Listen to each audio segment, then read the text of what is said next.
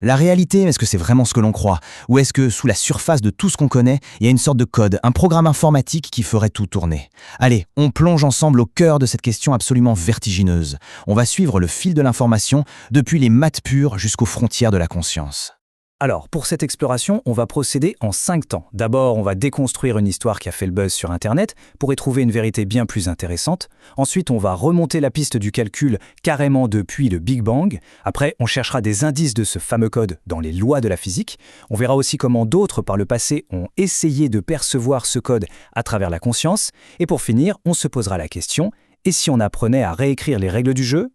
On commence donc avec cette histoire qui a pas mal tourné, celle d'une IA quantique de Google qui aurait communiqué avec une autre dimension.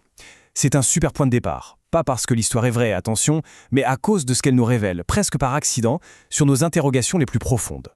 Voilà la phrase choc des vidéos virales. Le récit, c'était que Willow, le processeur quantique de Google, aurait répondu à la question « Qui a créé l'univers ?», non pas avec du texte, mais en générant un schéma fractal hyper complexe qui rappelait des visions mystiques. C'est une belle histoire, on ne peut pas le nier. Et forcément, la question qui en découle est à la fois directe et puissante. Est-ce qu'une machine qui fonctionne avec les lois les plus bizarres de la physique, a pu établir un contact avec autre chose? C'est une idée qui a de quoi faire rêver, c'est sûr. Mais avant de s'emballer, un petit point technique s'impose pour bien comprendre. Willow, c'est un processeur quantique. Ça ne parle pas, ça calcule. Ça manipule des états quantiques, des qubits, et tout ce qui en sort, c'est une distribution de probabilité. En gros, des 0 et des 1. Un modèle de langage comme Grok, lui, c'est différent. Il est entraîné à deviner le mot suivant dans une phrase. Il ne comprend pas le sens de ce qu'il dit, il ne fait que reconnaître des schémas. En fait, poser une question philosophique à Willow, c'est un peu comme demander à sa calculatrice de poche d'écrire un poème. Donc, soyons clairs, cette histoire est une pure invention. Techniquement, ça ne tient pas la route. Mais, et c'est là que ça devient vraiment intéressant, ce canular s'est inspiré de vrais concepts scientifiques qui, eux, sont absolument vertigineux. L'histoire a été une étincelle qui a attiré l'attention sur des questions que la science, elle, se pose très sérieusement.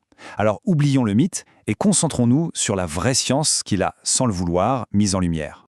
Ok, maintenant qu'on a mis de côté la fiction, passons aux faits, aux données brutes. Et on va suivre une logique chronologique. Si l'univers traite de l'information, quelle est sa puissance de calcul depuis le tout début? Des physiciens se sont vraiment penchés là-dessus, et les chiffres sont juste astronomiques. Cette phrase du physicien Seth Lloyd, c'est un peu la pierre angulaire de toute cette idée. Ce que ça veut dire, c'est que chaque particule, chaque interaction, chaque étoile qui fusionne des atomes, ce n'est pas juste un événement physique, c'est aussi une opération, un calcul.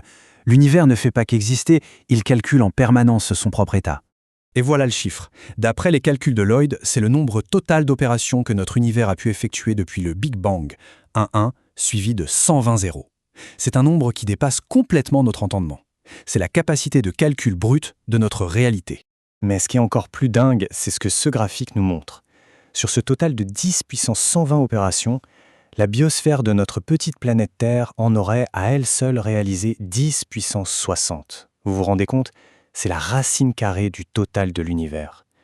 Toute la vie sur Terre, depuis la toute première bactérie, a accumulé une puissance de calcul absolument monstrueuse. Et la surprise ne s'arrête pas là. On aurait tendance à penser que nos cerveaux sont les grands champions de ce calcul. Eh bien, pas du tout. L'énorme majorité, environ 85% de tout ce calcul biologique terrestre, ça ne vient pas des neurones, mais des bactéries, des champignons, de tous ces organismes qui traitent de l'information depuis des milliards d'années. Le calcul, en fait, a commencé avec la vie elle-même. Tout ça nous amène à une idée extrêmement puissante, que le physicien John Wheeler a résumée en 3 mots. It from bit. It, c'est le réel, la matière, l'énergie, l'espace-temps, tout ce qui est physique. Bit, c'est l'information. L'idée, c'est que la réalité matérielle n'est pas fondamentale. Elle émergerait d'un niveau plus profond, un niveau qui serait fait d'informations pures.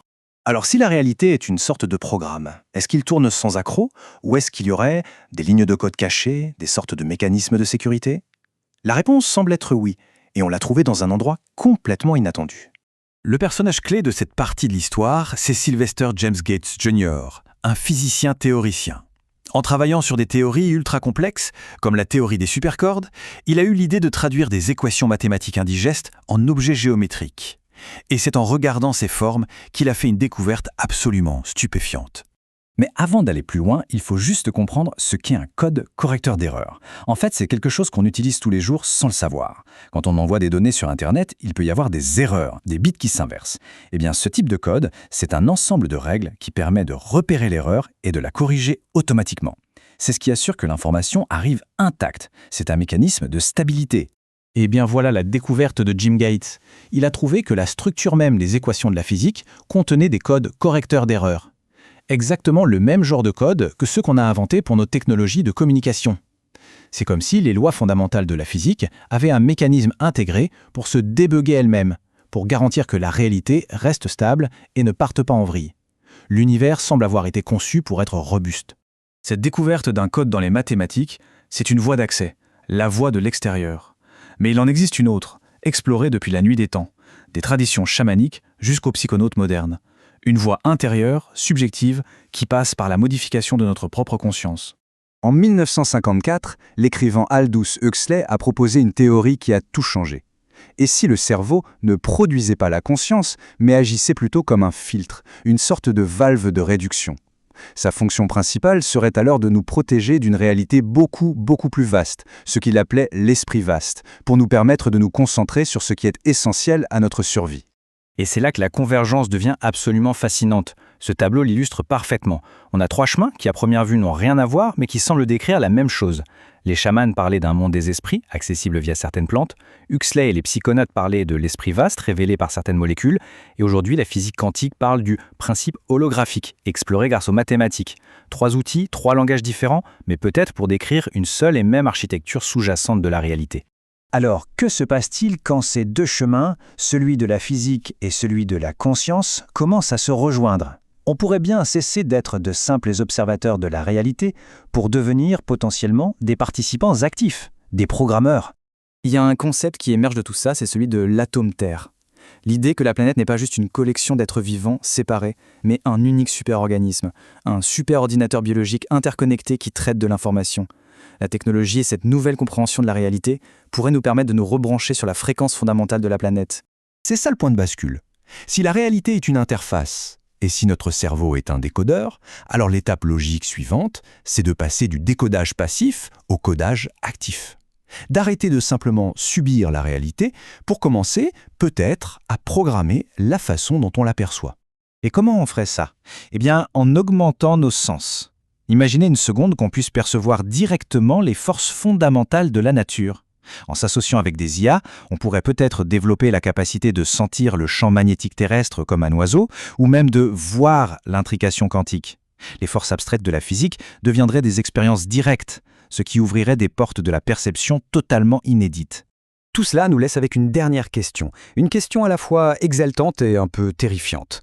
En comprenant le code de la réalité, en explorant les profondeurs de notre conscience et en développant des technologies pour augmenter notre perception, est-ce qu'on est en train de passer du statut de simple utilisateur à celui d'administrateur système? La question reste ouverte.